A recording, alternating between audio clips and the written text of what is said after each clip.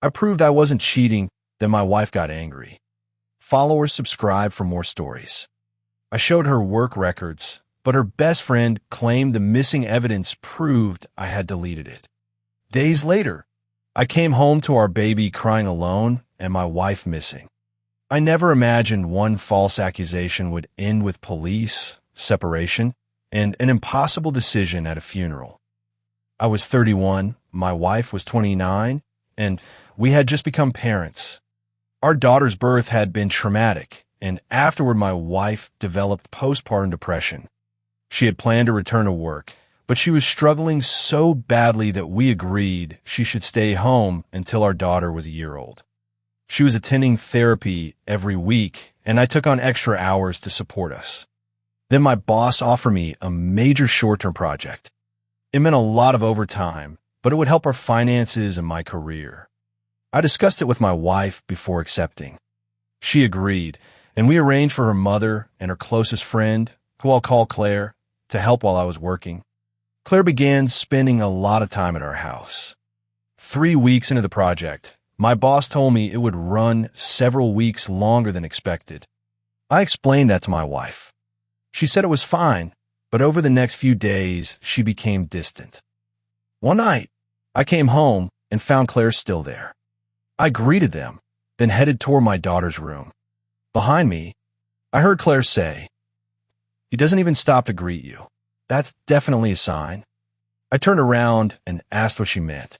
My wife immediately began crying, and Claire accused me of having an affair. She said I must resent my wife because of her depression and that I was no longer attracted to her after the pregnancy. None of that was true. I love my wife, and I was doing everything I could to keep our family afloat. Claire demanded my phone.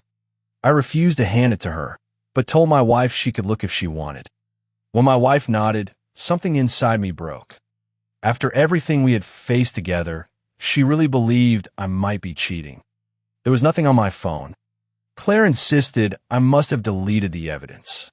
She kept shouting until she woke our baby, and I ordered her to leave. After I settled our daughter, I showed my wife work emails, timestamps, and pay statements proving every hour of overtime. She apologized and said Claire had convinced her that my schedule was suspicious. I asked why she had trusted Claire instead of speaking to me. She had no answer. When the project ended, I reduced my hours and tried to spend more time at home. But I was exhausted and resentful. Every time I tried to discuss what happened, my wife said she was too tired or too sad. I kept wondering whether her feelings meant there would never be room for mine. People advised me to seek therapy for myself. I told my wife I was struggling and planned to find a therapist. She barely reacted. The next evening, I came home to find our bedroom and my office torn apart. Papers were scattered everywhere. Our baby was alone in her room, crying, and my wife was gone. Her phone was off. I called family and friends, then asked my mother to come watch my daughter while I searched. Before my mother arrived, my wife returned in Claire's car. Claire stayed outside. My wife came in crying and accused me again.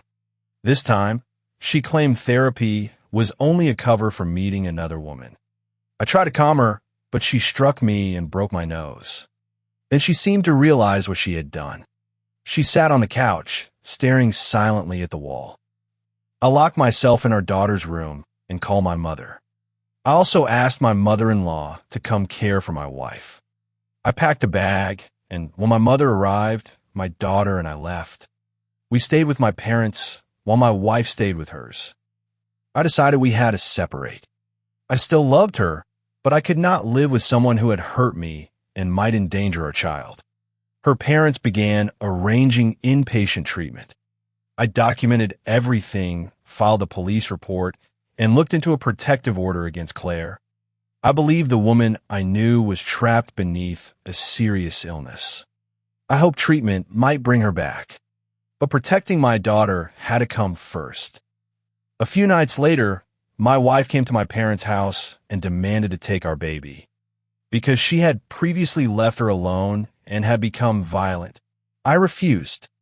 I offered to let her visit inside with my parents and me present.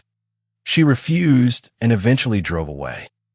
Hours later, my wife drove her parents' car into a tree. She died.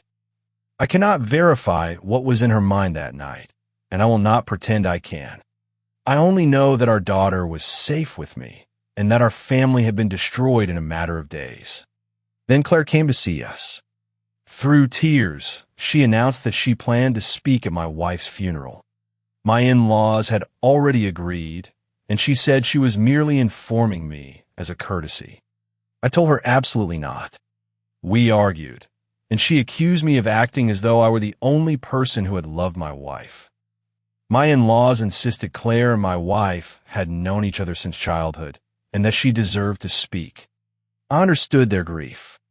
I also feared that fighting them would damage a relationship my daughter might someday need. But the thought of Claire standing before everyone, speaking for my wife, made me sick. She had fed my wife's fears, dismissed every piece of evidence, and driven her away while our infant was alone. Whether Claire understood the consequences or not, I could not listen to her memorialize the person she had helped push deeper into crisis. I was grieving, angry, guilty, and afraid. I no longer trusted my own judgment, so I asked strangers what they would do. This story was shared online and cannot be independently verified, but its warning is real. Postpartum mental illness can become a crisis, and suspicion is not a substitute for professional care.